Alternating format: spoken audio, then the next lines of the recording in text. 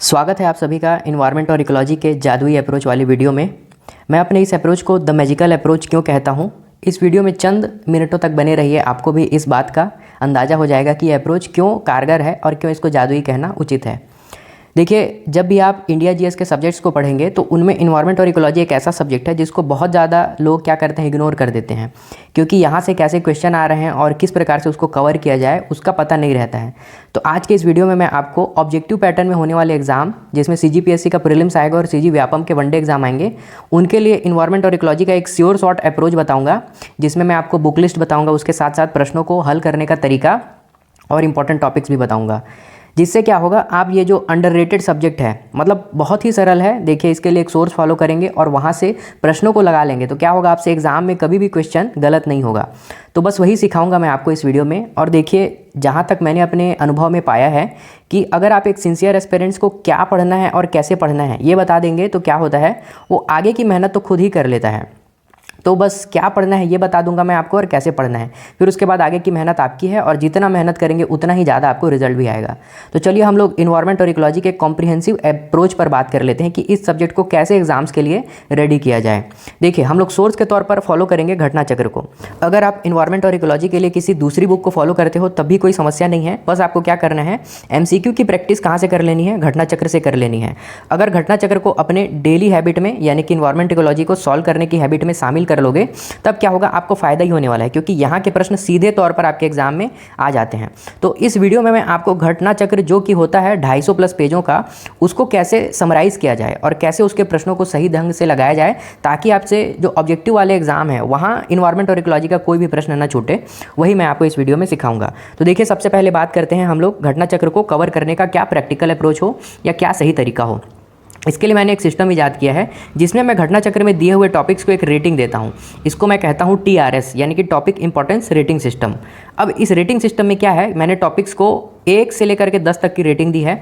10 अधिकतम रेटिंग है और 1 सबसे कम रेटिंग है। तो यहाँ पर यदि कोई टॉपिक 5 से कम रेटिंग वाला है तो वो क्या है, सीजीपीएससी या सीजी व्यापम के अकॉर्डिंग क्या है, कम इंपॉर्टेंस वाला है, उसको आप छोड़ सकते हो सीधे तौर पर। मतलब छोड़ने का मैं इसलिए बोल रहा हूँ क्योंकि यहाँ से आज तक सीजीपीएससी में भी और सीजी व्यापम में भी प्रश्न नहीं आए हैं, इसीलिए मैं उसको छोड़ने के ऑप्शन में रख रहा हूँ। और जो मोर देन 5 हैं रेटिंग वाले टॉपिक, उनसे प्रश्न डेफिनेटली आया है। ये मैं पिछले 13 वर्षों के इन्वायरमेंट इकोलॉजी के प्रश्नों को देखते हुए आपको बता रहा हूँ। तो अगर 5 से ज़्यादा किसी भी टॉपिक को रेटिंग है, मतलब आपको उसको देखना है एग्जाम पॉइंट ऑफ व्यू से, वो इंपॉर्टेंट है।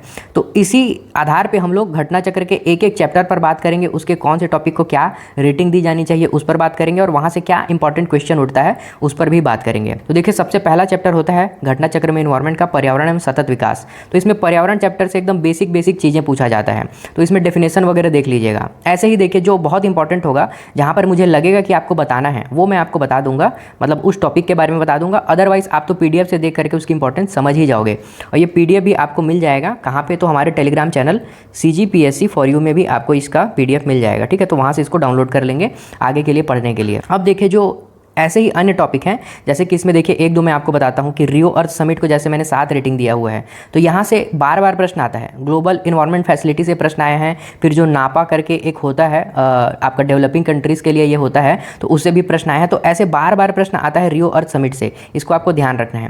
एजेंडा 21 में कितने उद्देश्य शामिल है, मुख्य रूप से ऐसा प्रश्न आता है। रियो +20 सम्मेलन कब आयोजित किया गया था, तो ये क्वेश्चन आता है। तो ऐसे जो विभिन्न प्रकार के टॉपिक हैं उनसे क्वेश्चन आया हुआ ही है, इसीलिए मैंने इनको इस प्रकार की रेटिंग दी है। जैसे कि 9 रेटिंग आपको बहुत ज़्यादा रेटिंग लग रही होगी, तो इसका क्या कारण है, क्योंकि देखिए विभिन्न संगठन एवं संस्थान में कौन कौन से आएंगे, तो आप क्वेश्चन पेपर उठाइएगा और नीरी के बारे में देखिएगा कितने न कितने बार प्रश्न आया है, तो ये कहाँ पे अवस्थित है, किस प्रकार की संस्था है करके बार बार क्वेश्चन आता है। इसीलिए मैंने क्या किया है, उसको 9 रेटिंग दी है। मतलब जिसको ज़्यादा रेटिंग दी है, मतलब उससे बहुत बार प्रश्न आया है, इसीलिए उसकी रेटिंग ज़्यादा है। पर्यावरण संरक्षण से संबंधित अधिनियम, तो इसमें इन्वायरमेंटल प्रोटेक्शन एक्ट आपका 1986 वाला, तो उसके बारे में पूछता है, उसके प्रमुख उद्देश्य क्या है, किस वर्ष लाया गया था, तो ऐसे ऐसे प्रश्न आए हैं। तो 9 रेटिंग है, मतलब बहुत ही इंपॉर्टेंट है, आपको उसको बहुत अच्छे से पढ़ना है करके। अगला चैप्टर देखते हैं पारिस्थितिकी। पारिस्थितिकी में देखिए 2 आपके सब टॉपिक हैं, एक है पारिस्थितिकी, दूसरा है जैववानिकी और जैविक आवर्धन। तो ये जो सेकंड चैप्टर है ना, ये थोड़ा सा कम इंपॉर्टेंट है ऑब्जेक्टिव एग्जाम के हिसाब से। यहाँ पर देखिए जो इकोलॉजिकल सिस्टम है ना, यहाँ पर जो वन लाइनर फैक्ट्स आपको और डेफिनेशन देखने को मिलेंगे, वहाँ से प्रश्न आएगा कि पारिस्थितिकी तंत्र सबसे पहले किसने दिया था, या पारिस्थितिकी शब्द किस वैज्ञानिक ने सबसे पहले दिया था। तो ऐसे प्रकार के प्रश्न पूछे जाते हैं। उसके अलावा जैसे आप 2024 का ही प्रीलिम्स देखोगे तो एक क्वेश्चन आया था कि सर्वाधिक जैव विविधता कौन से पारिस्थितिकी तंत्र में पाई जाती है, तो उसका आंसर हो रहा था उष्णकटिबंधीय पारिस्थितिकी तंत्र। अब ये देखिए ये दोनों का मर्ज वाला टॉपिक है, जैव विविधता भी पूछा गया था और पारिस्थितिकी तंत्र से भी आया था, तो दोनों का कंबाइंड वाला टॉपिक था। और ऐसा प्रश्न बार बार आपको देखने को मिलता है। इसमें जैसे वो वाला क्वेश्चन बार बार आता है, कौन सा लैंटिक पारिस्थितिकी तंत्र होता है, कौन सा लोटिक पारिस्थितिकी तंत्र होता है, ऐसे करके जो प्रश्न है ये बार बार ही आपको एग्जाम में देखने को मिलते हैं, इसीलिए 9 रेटिंग दी गई है इसको। इसी प्रकार देखिए जो पारिस्थितिकी चैप्टर है वहाँ पर खाद्य श्रृंखला और ऊर्जा का प्रवाह, ये दोनों चैप्टर को 10-10 रेटिंग है। मतलब यहाँ से अगर प्रश्न आ रहा है इन्वायरमेंट का तो आना एकदम निश्चित है, आता ही है। अब खाद्य श्रृंखला में क्या पूछता है, जैसे कि 2024 के प्रीलिम्स का ही क्वेश्चन है, आप लोग देखिएगा कि आया था कि जो पादप होते हैं वो किस प्रकार के उपभोक्ता हैं या प्राथमिक उत्पादक हैं। तो एक खाद्य श्रृंखला वाला ही क्वेश्चन था जिसमें हम लोग पढ़ते हैं कि पादप क्या होते हैं, प्राथमिक उत्पादक होते हैं, ठीक है, उपभोक्ता तो होते नहीं है, ये एनर्जी का उत्पादन करते हैं। उसी प्रकार ऊर्जा का प्रवाह से क्वेश्चन आता है कि ये ऊर्जा का प्रवाह एक दिशीय होता है या चक्रीय होता है, ऐसा क्वेश्चन आता है। फिर किसमें ऊर्जा का पिरामिड उल्टा बनता है, किसमें सीधा बनता है, ये सब क्वेश्चन क्या होता है बार बार आते रहता है एग्जाम में। तो ये वाले चैप्टर को बहुत ही केयरफुली पढ़ना है, रेटिंग इसीलिए ज़्यादा है इसकी। चलिए अगला देखते हैं, जैव विविधता चैप्टर। ये तो मोस्ट इंपॉर्टेंट चैप्टर है, इसको स्टार लगा लीजिए। प्री का एग्जाम हो गया, मेन्स का हो गया, व्यापम का हो गया, कुछ पढ़े ना पढ़े इन्वायरमेंट में जैव विविधता पढ़ के जाना ही है आपको, क्योंकि यहाँ बहुत सारे ऐसे टॉपिक हैं जिनसे बार बार प्रश्न उठता है। जैसा कि मैंने आपको बताया उष्णकटिबंधीय पारिस्थितिकी तंत्र में जैव विविधता का स्तर पूछा गया था, तो सर्वाधिक होता है करके, तो दिए गए विकल्पों में उसी में सर्वाधिक हो रहा था, इसीलिए ये आंसर हो जाता। फिर उसके बाद देखिए जैव विविधता हॉटस्पॉट, तो भारत में कितने हैं, तो 4 का नाम एकदम याद कर लीजिएगा। फिर किन्होंने हॉटस्पॉट शब्द को दिया था, सबसे पहले क्या दिया था, मेंस में क्या क्वेश्चन आता है हॉटस्पॉट से, तो इसका बेसिक जो कॉन्सेप्ट है कि किसको हॉटस्पॉट घोषित किया जाता है, फिर उसका मैप बना दीजिए, भारत में कौन कौन से हैं, यही सब क्वेश्चन आता है। लेकिन प्री के लिए भी क्या है, वो हॉटस्पॉट वाले जो टॉपिक हैं वो बहुत इंपॉर्टेंट है, ये ध्यान रखिएगा। फिर जैव विविधता का संरक्षण, तो इन सीटू और एक्स सीटू होता है, दोनों आप जान रहे होंगे, तो उस संरक्षण से बार बार प्रश्न आता है। जैव विविधता का उपयोग, तो किस प्रकार से किया जा सकता है, वो सारे उपयोग वाले। यहाँ पर देखिए अगर आप इस टॉपिक को देखेंगे घटना चक्र में, तो एक बहुत ही अच्छा फ्लो चार्ट वगैरह दिया हुआ है, ऐसे ऐसे करके बना हुआ है जैव विविधता का, ये फलाना उपयोग ढिकाना उपयोग करके। तो क्या है वो उपयोग वाला, अगर उस चार्ट को बना करके आ जाते मेंस के एग्जाम में, तो 8 मार्क्स का ये क्वेश्चन आया था कि जैव विविधता के उपयोग पर एक टिप्पणी लिखिए टाइप का क्वेश्चन था, ठीक है। तो अगर उसी फ्लो चार्ट को बना के आ जाते घटना चक्र वाले, तो क्या होता, आपको 7 आउट ऑफ 8 नंबर मिल जाता। मैंने टॉपर्स की RTI कॉपी देखी है, जिन्होंने घटना चक्र के उस फ्लो चार्ट को बनाया है एग्जाम में, तो उनको क्या है बहुत ही अधिक नंबर मिले हैं। तो ये इतना इंपॉर्टेंट टॉपिक है, समझ लीजिए आपके मेंस के पॉइंट ऑफ व्यू से भी। तो यहाँ पर मैं साथ साथ में आपको मेंस का भी कुछ कुछ कॉन्सेप्ट बताते जा रहा हूँ, ठीक है। फिर अब PSC ने स्विच कर दिया है IUCN में, तो IUCN से वो बहुत सारे क्वेश्चन पूछते हैं। प्री में या वनडे एग्जाम में क्या पूछा जाता है कि IUCN नामक संस्था एक सरकारी है, गैर सरकारी है, किस प्रकार की संस्था है, ये पूछता है। फिर इसका मुख्यालय कहाँ पे है, ऐसा क्वेश्चन आता है। लेकिन अगर आप मेंस में जाएंगे तो IUCN के जो स्पीसीज़ को वो करने का क्रम है, जिसमें हम लोग क्रिटिकली इंडेंजर्ड, फिर इंडेंजर्ड, ऐसे करके जो कैटेगराइज करते हैं रेड डेटा बुक में, उससे प्रश्न आता है बार बार। तो ये संस्था भी बहुत इंपॉर्टेंट है, बहुत बार यहाँ से प्रश्न देखने को मिलता है, तो इसको भी आपको बहुत केयरफुली पढ़ना है। तो ये जैव विविधता वाले में जो इंपॉर्टेंट चैप्टर हैं उनके बारे में मैंने आपको बताया। जैसा कि इस बार मेंस में आप लोगों ने देखा होगा पेपर 2 में ऐसे आ गया था, क्या आ गया था, रामसर सम्मेलन पर। तो अगर रामसर सम्मेलन का आप बेसिक पढ़ के जाए रहते तो भी क्या होते, आप एक ऐसे लिखने के स्थिति में होते, क्योंकि देखिए जैव विविधता या फिर आपका जो पर्यावरण का संरक्षण है, ये तो बहुत ही एक कॉमन टॉपिक है, इसके बारे में कंटेंट हम लोग रेडी करते ही। उसको किससे जोड़ देना था, उसको रामसर सम्मेलन से जोड़ देना था। तो ये ईरान में जो सम्मेलन आयोजित किया गया था 1970 के दशक में, और 1975 से ये सम्मेलन चालू हो गया है। और भारत में देखिए इसमें बहुत सारे लोग कन्फ्यूज ये होते हैं कि क्या हमको रामसर सम्मेलन के जो जितने भी साइट्स हैं उनको प्री के लिए याद करना पड़ेगा। नहीं, बिल्कुल याद नहीं करना है। ये जो साइट्स हैं रामसर सम्मेलन वाले, ये तो बदलते रहते हैं। आज मान लीजिए 100 हैं, तो कल क्या हो जाएंगे, 115 हो जाएंगे। तो जब आपका एग्जाम होगा, मॉडल आंसर आएगा, तब तक इनकी संख्या बदल जाती है। तो इसीलिए उनकी संख्या से प्रश्न आना बहुत ही कम लॉजिकल लगता है मुझे, ठीक है। तो संख्या को नहीं पूछा जाएगा, इसके बेसिक कॉन्सेप्ट को ही आपको एग्जाम में पूछा जाएगा, तो उसी की तैयारी आपको बेहतर तरीके से करनी है। और ये चूंकि ऐसे में आ चुका है एक बार, तो इसको थोड़ा सा रेटिंग को इसको बढ़ा लीजिएगा। 6 मैंने पहले के प्रश्नों को देख करके बताया है, इसको बढ़ा के आप लोग 9 रख सकते हो मेरे हिसाब से, क्योंकि निबंध में जो पूछा गया है वो क्या होता है, टॉपिक अगले प्रीलिम्स के लिए इंपॉर्टेंट हो जाता है, ठीक है। तो इसको मैं PDF में सुधार दूंगा। बाकी रामसर सम्मेलन से क्वेश्चन आ सकता है, इसको अच्छे से आपको देख के जाना है इस बार के लिए, ठीक है। तो जैव विविधता टॉपिक हो गया। अब आगे देखते हैं हरित गृह प्रभाव एवं जलवायु परिवर्तन। ये भी बहुत इंपॉर्टेंट टॉपिक है। यहाँ पर देखिए पूछता है बार बार कि कौन कौन सी गैसें जो है ग्रीन हाउस इफेक्ट पैदा करती हैं, ठीक है। तो जो आपका जल वाष्प रहता है वो सबसे ज़्यादा ग्रीन हाउस इफेक्ट पैदा करता है, बाकी गैसों का भी रहता है क्रम, तो उसको देखिएगा ध्यान से। फिर उसके बाद जो जलवायु परिवर्तन सम्मेलन है, कॉन्फ्रेंस ऑफ पार्टीज़ वाला, तो इसको देखिएगा, जो UNFCCC में क्या होता है, कॉन्फ्रेंस ऑफ पार्टीज़ बैठती है, उससे भी बार बार प्रश्न आए हैं कि वर्तमान वाला सम्मेलन कहाँ आयोजित किया जा रहा है, तो बाकू है, अजरबैजान वाला, या कहीं और है, अबू धाबी है, उसको देखिएगा, ठीक है। तो ये जो सम्मेलन है ये बहुत इंपॉर्टेंट है, कई बार प्रश्न आता है, इसको अच्छे से देख के जाना है, ठीक है।